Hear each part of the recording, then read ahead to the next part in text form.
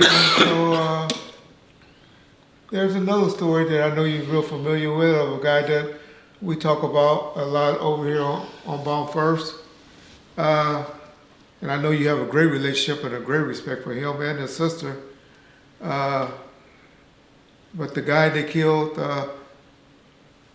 and you arrested the guy that killed uh, Marcus Nunn's brother, China Doll, and Cynthia Nunn's brother. If you don't mind telling us on the arrest and the information of what happened to Smooth. Yeah, Ricky Smooth. All right, what Reggie is talking about is this person that got killed.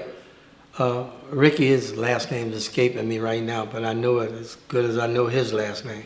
Johnson? But, Johnson, there you go. But anyway, Ricky, but they call him Smooth. Okay. And that's what he was, a smooth guy. He wasn't no hard gangster, but he thought he was all that and independent, more or less. He called himself Smooth. And they call him Smooth. Well, anyway, Smooth had apparently supposed to have sold China Doll's brother Bo. some kind of narcotic, and he owed it. Bo Peep was his nickname, the victim. Rest in peace. But anyway, he got jacked or shot, and Smooth killed him. But, you know, you talking about a respected guy, China Doll, and his family in the hood, and you gonna kill his brother, and somebody not gonna tell, you know, so it didn't take them long to find out who did it. But he got on the run, because he knew sooner or later something bad was gonna happen to him. I found out where he was hiding out. At the time, we hadn't made the case against him where I could arrest him, you know, but I knew he was involved based on information, street talk, not anything of official. But when I got to him, I remember talking to him straight. I said, "Hey man, you know you did this. It's a matter of time before we're gonna get a warrant and you're gonna be arrested. But you need to get your butt off the street because you know you're not safe." "No, man, no, I ain't." I said, "Man, you need to just come in, tell the story, and then just try to go from there." "Nah, man, they ain't gonna do nothing to me. I ain't worried about them." I said, "Okay, but we're gonna eventually come and get you as soon as I can make this case." So anyway, I let him go. I remember right there on Rosecrans Avenue where he was staying. He left town that night and was gone. We made the case finally. And when we got an arrest warrant for him, I found out he was hiding on a military base or something with one of his relatives in Texas somewhere. Okay. We were going to arrest him or what have you if we got the extradition, go through all the changes. But in the interim, they, some kind of way, his ex-boss, well, they kind of found out that homie was hiding out and the police was going to get to him.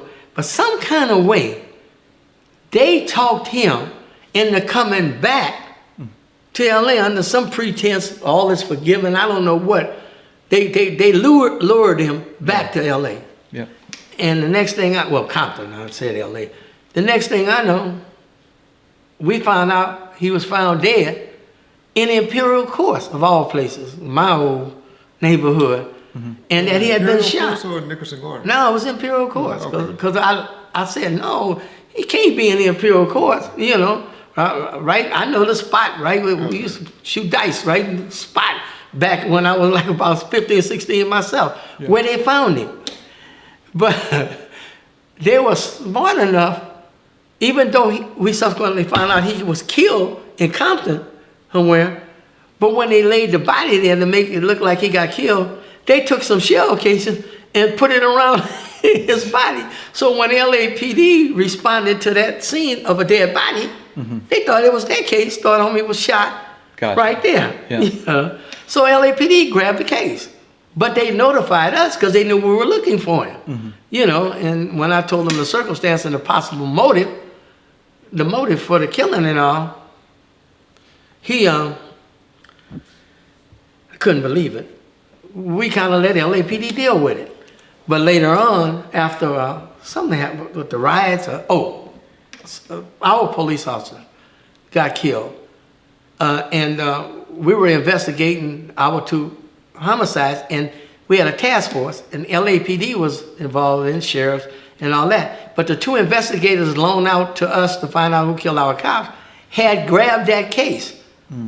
But I had subsequently somebody said I used that word a lot, but We had a trivia question though. How many times? What's his favorite question? Subsequently is my way of saying later on, or we later found out. Now I can say later on, but I'm gonna say subsequently. They don't like it, well, look it up if they don't understand. But anyhow, we found out, because a lot of my things don't happen like that. It kind of builds up. But anyway, they grabbed the case, which was good. We was glad to know that. And I think we were able to not find out exactly who done it, but we know what the motive was and who were involved. But we couldn't make a case because nobody would come forward.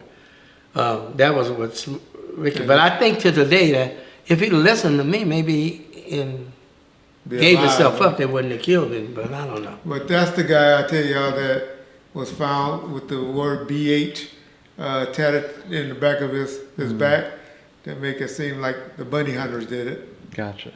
And or was it PJ?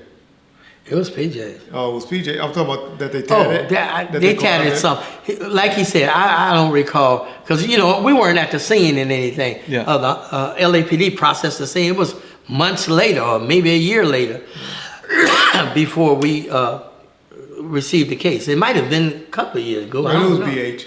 Yeah. I remember I always laughed that they tatted bunny hunters in the back. Maybe they didn't know where they were when they dropped him off in They PJ. knew exactly what they were doing. But it was that was definitely an PJ. orchestrated, very well planned out hit by 2 hitmen.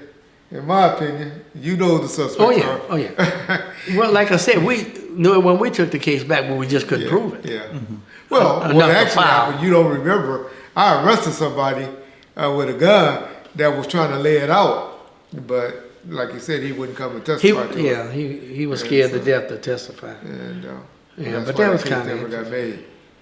But to the nigga that's out there, be nice, because that case can always be dug up. No statute on murder. No statute of limitations on murder. At all. But anyway, so yeah, those are a few little episodes that we did with Reggie Sr. We just wanted to get out there. We're gonna call it Reggie Stories on some Compton days. So if y'all ever have any that y'all would like to address with him, hit us up and we'll get Reggie to come drop through and fill us in on a few stories.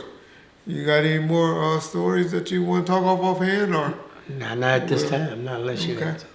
So cool. So once again, thanks for coming and hanging out with me and John over here at Bomb First and giving us these few little episodes that you gave us.